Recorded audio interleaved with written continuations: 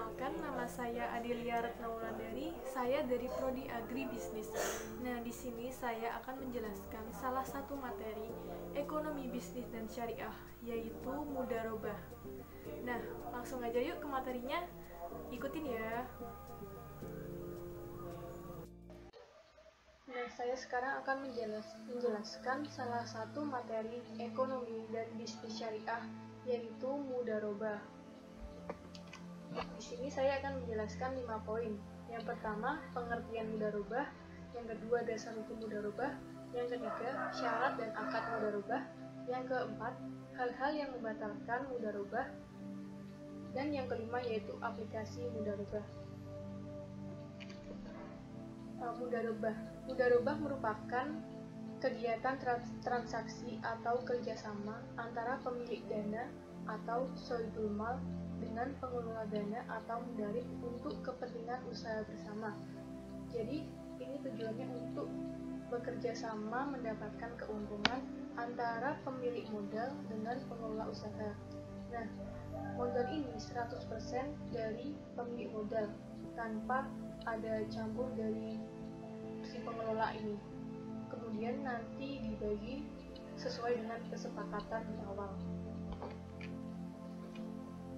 Keuntungan yang didapat dari usaha bersama ini kemudian dibagi secara adil sesuai dengan nisbah bagi hasil yang telah disepakati oleh kedua belah pihak sebelumnya.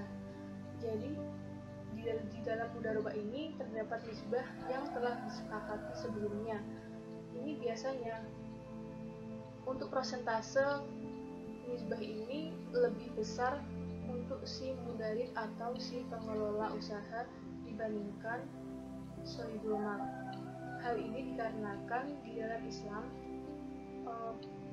si pengelola usaha atau pekerja itu lebih dihargai jasanya. Misalnya si sohibul mal ini mendapatkan persentase keuntungan 40% dan si mudarib ini sebesar 60%. Kemudian untuk dasar hukumnya, yang pertama Al-Quran. Quran Surat An-Nisa ayat 29 yang artinya, hai orang-orang beriman, janganlah kalian saling memakan atau mengambil harta sesamamu dengan jalan yang batil, kecuali dengan jalan perniagaan yang berlaku dengan sukarela di antaramu. Jadi di dalam ayat ini menjelaskan bahwa diperbolehkannya mudharabah sesuai dengan syariat Islam. Kemudian yang kedua yaitu al-hadis. Hadis Nabi Shallallahu Alaihi Wasallam riwayat Ibnu Majah dari Suhaib.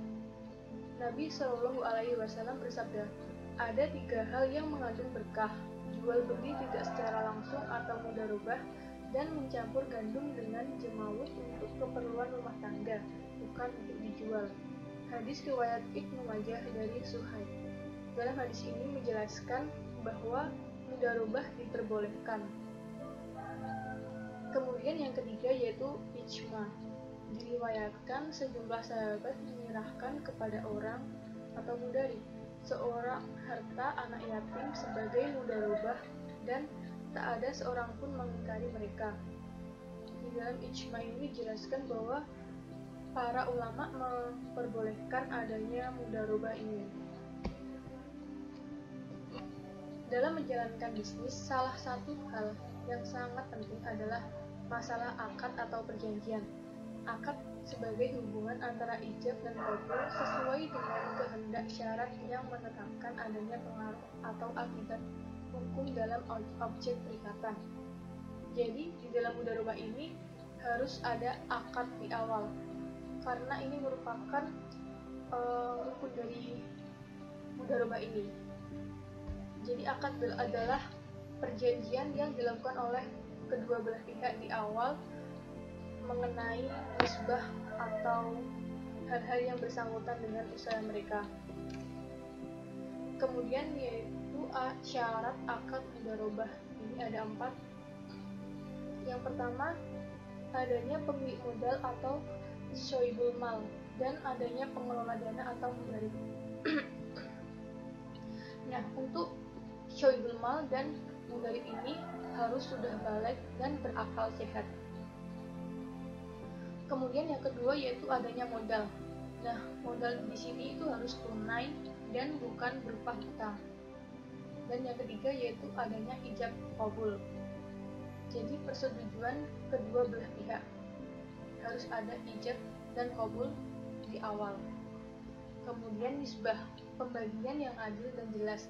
Harus ada pembagian keuntungan yang adil dan jelas serta disepakati oleh kedua belah pihak.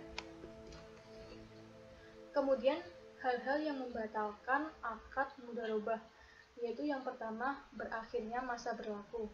Jadi jika di dalam mudharabah itu terdapat masa berlaku atau rentang waktu, maka jika waktu tersebut telah selesai maka dapat dikatakan mudharabah itu selesai. Yang kedua yaitu dibatalkan oleh pihak-pihak yang berakad. Misalkan ada salah satu pihak dari sohibul mal atau dari mudharib ini tiba-tiba membatalkan perjanjian ini atau kerjasama ini, maka mudharabah tersebut dinyatakan batal. Dan yang ketiga yaitu wafatnya salah satu pihak yang berakad. Jadi jika di tengah perjalanan antara sohibul mal atau mudharib ini ada yang wafat, maka mudharabah itu dikatakan batal. Kemudian aplikasi mudharabah. Ini sebagai contoh, seorang pedagang yang memerlukan modal kemudian mengajukan permohonan biaya ke bank. Nah, di sini bank sebagai sohibul mal dan pedagang tersebut atau nasabah tersebut sebagai mudharib. Kemudian nisbah yang disepakati oleh mereka yaitu nasabah atau pedagang tersebut mendapatkan persentase keuntungan sebesar 60% dan bank mendapat 40%. Mengapa demikian? Karena bank bertindak sebagai sohibul mal atau pemilik dana dan mudharib atau nasabah tersebut sebagai pengelola usaha tersebut yang lebih dihargai di dalam syariat Islam.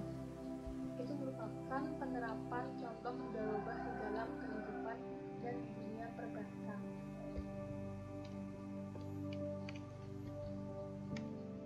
Nah, udah pada tahu kan apa itu mudharabah? Mungkin cukup sekian video dari saya. Terima kasih atas perhatian teman-teman yang telah menonton. Jangan lupa like, comment, subscribe, dan share. Terima kasih. Sampai jumpa.